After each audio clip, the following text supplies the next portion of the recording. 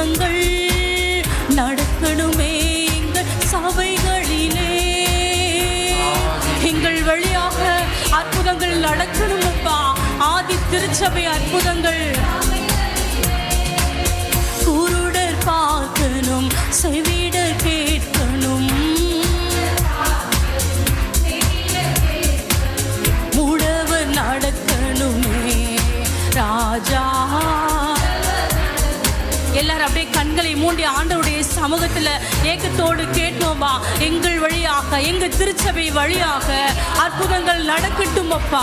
செவிடர்கள் கேட்கட்டும் அப்பா. குருடர்கள் பார்வை அடையட்டும் ஆண்டவரே.